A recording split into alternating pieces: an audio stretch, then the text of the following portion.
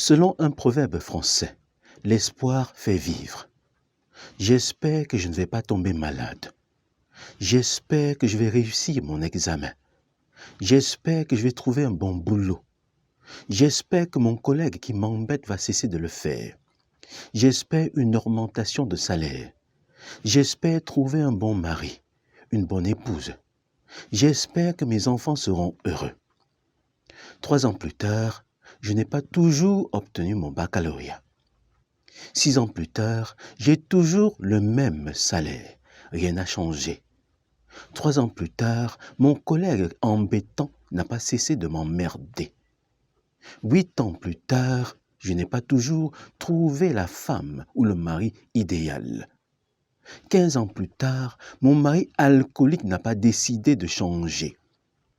25 ans plus tard, ma femme querelleuse m'emmerde toujours et n'a pas décidé de changer. Espérer, espérer, espérer. L'espoir fait vivre jusqu'au jour où on en meurt.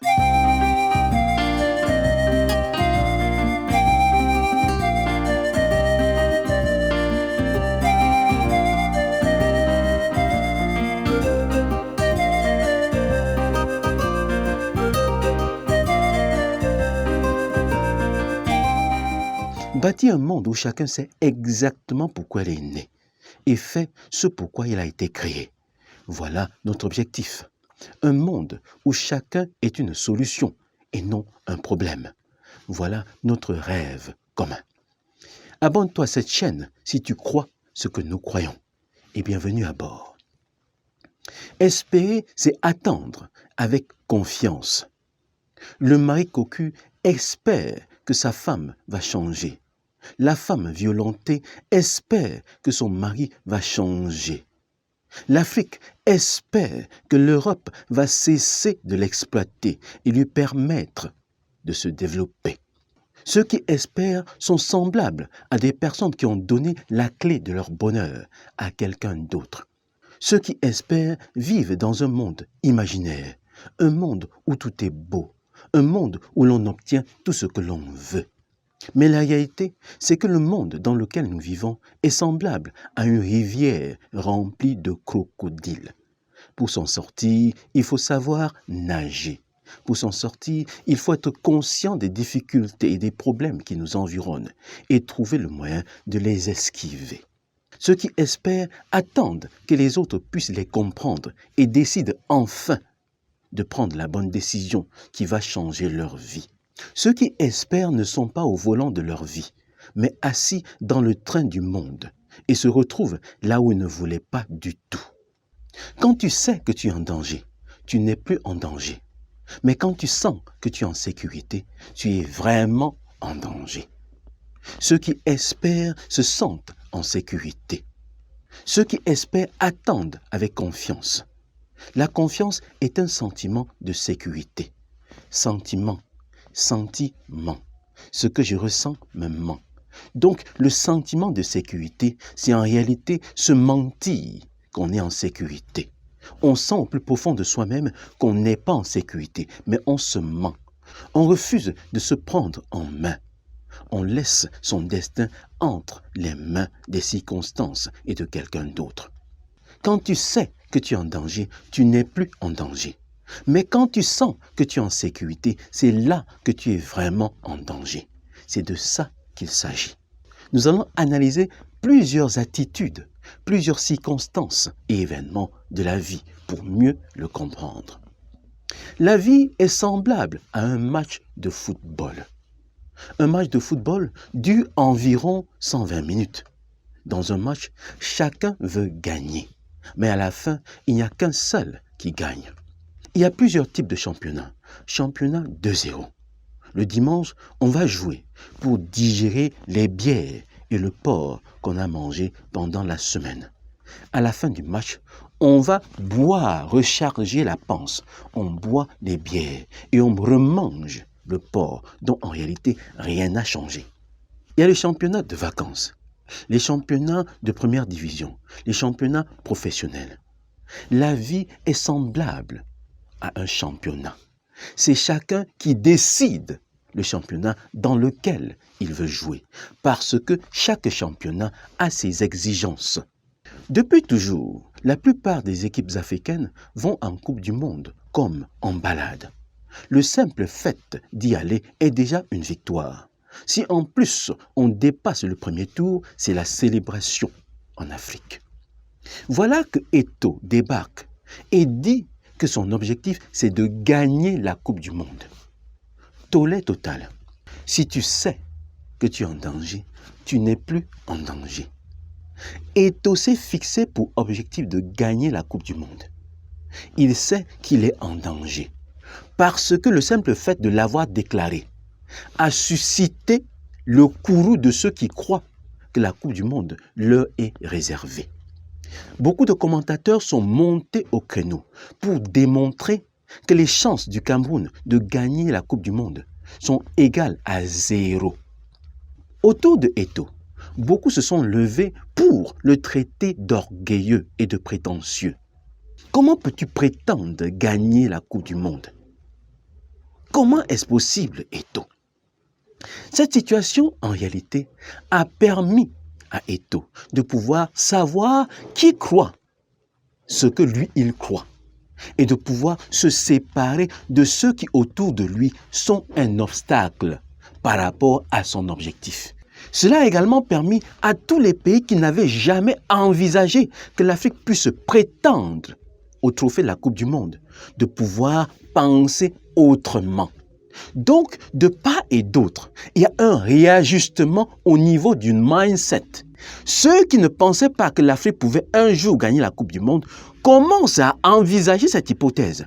Au niveau des Africains, ceux qui allaient en balade commencent déjà à penser autrement, à penser qu'eux aussi peuvent prétendre gagner la Coupe du Monde. Quand tu as un objectif, tu te prépares en conséquence. Eto'o s'est donné pour objectif de gagner la Coupe du Monde. Pour ce faire, chaque match de préparation est considéré pour lui comme un match de Coupe du Monde. Ce qui permet au niveau de la préparation que chacun puisse jouer son rôle. Les encadreurs techniques jouent leur rôle. Les encadreurs administratifs jouent leur rôle. Les joueurs jouent leur rôle. Ce qui évite la cacophonie qui fait que bien souvent on se retrouve à bagarrer pour les primes, à faire les grèves, alors qu'on est supposé jouer au football. Au niveau du match Cameroun-Algérie, le Cameroun savait qu'il était en danger. Donc a tout mis en œuvre pour jouer jusqu'à la dernière seconde du match. Si tu vises la lune, tu te prépares en conséquence. Si tu rates, tu vas atterrir au moins dans les étoiles. Donc, le fait de se fixer un objectif est capital. Cela nous permet de nous préparer. Quand Eto'o se donne pour objectif de gagner la Coupe du Monde, en réalité, il sait qu'il y a beaucoup de difficultés. Il sait que les chances du Cameroun de remporter la Coupe du Monde sont minces. Cependant, il y a une transformation au niveau du mindset. Ce que tu obtiens n'est pas ce qui te rend heureux.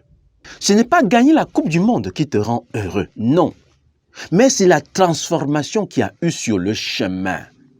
Prenons deux personnes qui ont pour objectif d'avoir 10 millions à la fin de l'année.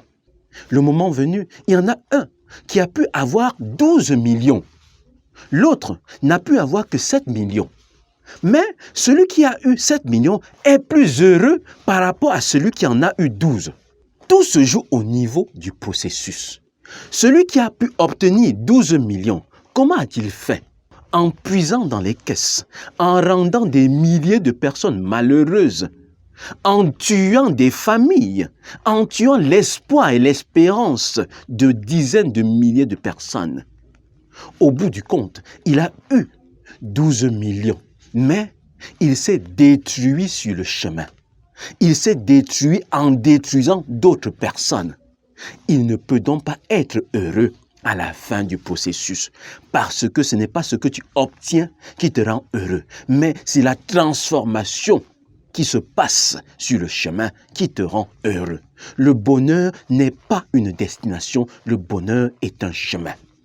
Celui qui a eu plutôt 7 millions au lieu de 10 millions est heureux, parce qu'en réalité, il a créé une solution à un problème. Pendant qu'il avançait, Il a aidé des gens à être heureux. Donc tout le monde est heureux sur le chemin. Lui, il est heureux de rendre les gens heureux.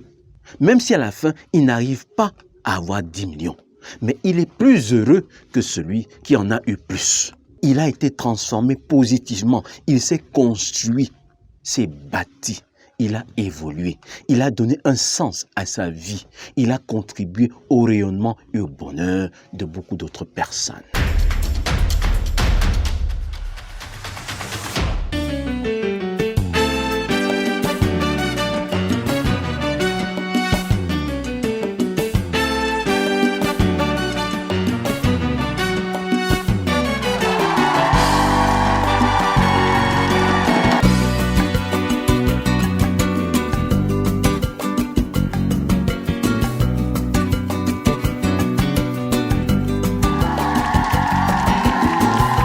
Sur un autre plan, les relations par exemple.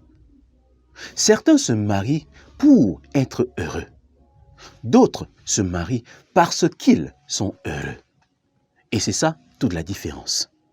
Ceux qui se marient pour être heureux n'ont pas la lucidité de faire le bon choix, car leur bonheur dépend de quelqu'un d'autre. Leur vie devient donc comme les montagnes russes. Aujourd'hui, on est au top.